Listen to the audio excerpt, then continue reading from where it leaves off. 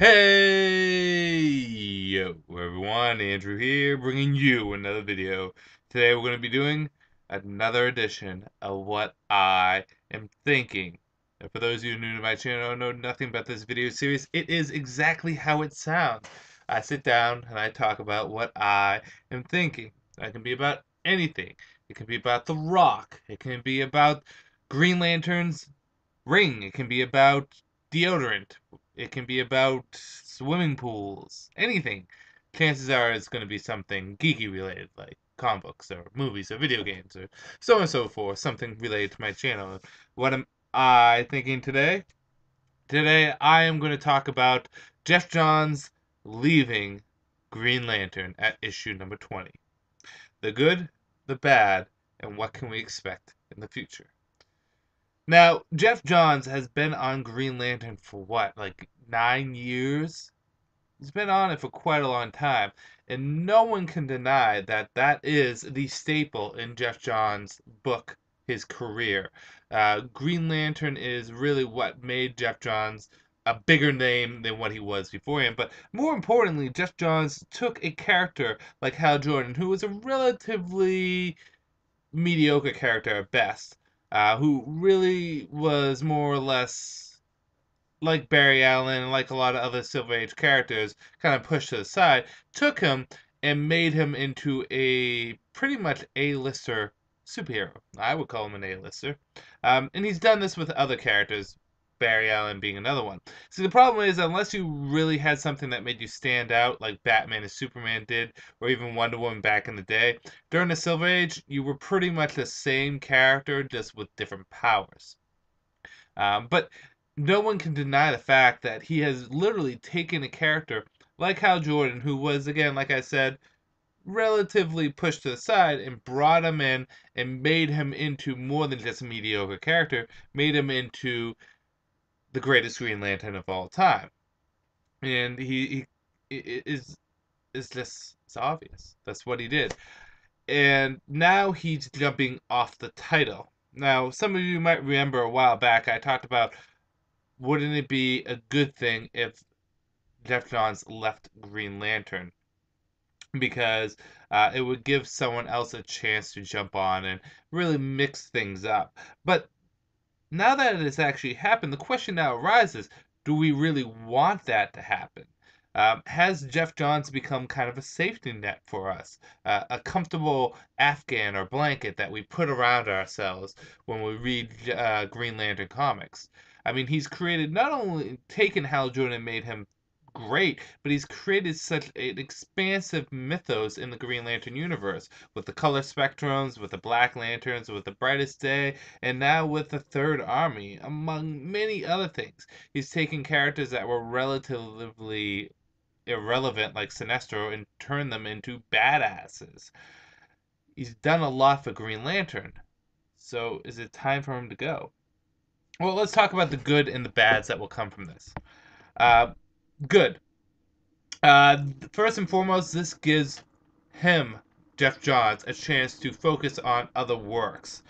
He's done arguably as much as he can for Hal Jordan. There's nothing more he can do for Hal Jordan or for the comic to make it any better than it is. It has reached its peak, for lack of a better term. He doesn't need to mold it anymore. It's at where it needs to be.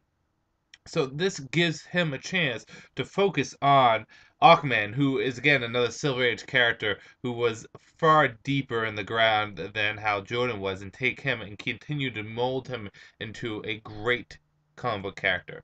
Or take the Justice League, which comics since the Crisis on Infinite Earths has been kind of meh meh, and take that comic and revitalize it and bring some new life to it.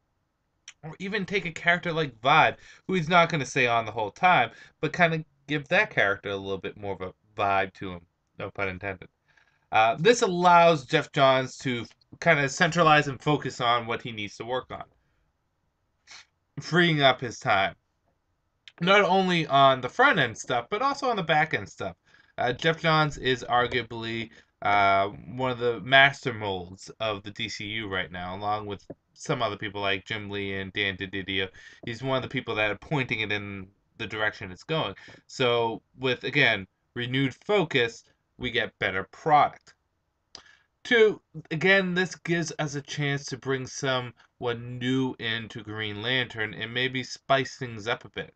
With Geoff Johns, you, in a way, kind of expect what's coming. Not necessarily with the story, but the type of story that's being told and how it's being told. And, while he does give us twists and turns here and there, we've come to become accustomed to Geoff Johns. Maybe we need someone new to shake things up for us, someone that we're not used to give us a new story or a new tale or a new take on these Green Lantern characters, whether it be Sinestro, Hal, Baz, or anyone else in between. That can lead us to the bad of this.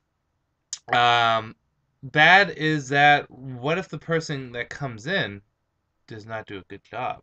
What if we bring in a writer, whoever it may be, you can insert writer's name here, and that writer butcher the Green Lantern mythos, butchers what Geoff Johns has set up?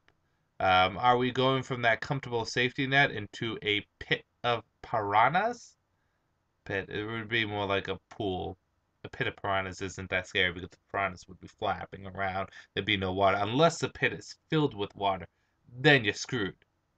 Then you're screwed. But I mean, really, if a new writer comes in, who's to guarantee that the writer is made for Green Lantern? And even if it is a well-known writer that's loved and has done fantastic work, let's just say Scott Snyder jumps in there. Who's to say Scott Snyder can write Green Lantern as well as he writes Batman? Some people are just more akin to certain characters or certain types of stories. That's nothing against Scott Snyder. No, I'm having a love affair with Scott Snyder's writings right now. What I'm saying is this, is that who's to say who jumps on, even if they're well-known fantastic writer, is going to do what needs to be done for Green Lantern, because Green Lantern is a completely different kind of creature than some other comics. So that's another question that comes up to play. Um, but that's really the only bad, is will we get the same quality from the next writer, whoever it may be? And that comes to my kind of final analysis, is it sad? Yes, I am sad that Geoff Johns is leaving. Even though I've been a big proponent of him kind of getting off Green Lantern, I am sad. And I hope at some point he does jump back onto it again. Maybe 3 years from now he says, hey, I have a Green Lantern story I want to tell. And he tells it. But at the same time, I think this is a good thing because it brings in fresh new blood to the title, maybe mix things up a bit, and it also allows Geoff Johns to focus on the other titles that he's writing right now, in particular Justice League and Aquaman. I want Geoff Johns to put all his effort into Justice League because, it's the Justice League. You need your A-list writer to do your A-list title. So that's really my opinions on it. How do you guys feel? What are your thoughts on Geoff Johns leaving Justice League? Are you happy? Not Justice League, Green Lantern. Are you happy? Are you sad? Do you think this is the right move, or do you think it's too soon for him to leave? Please, by all means, let me know. This is Andrew saying peace out for now.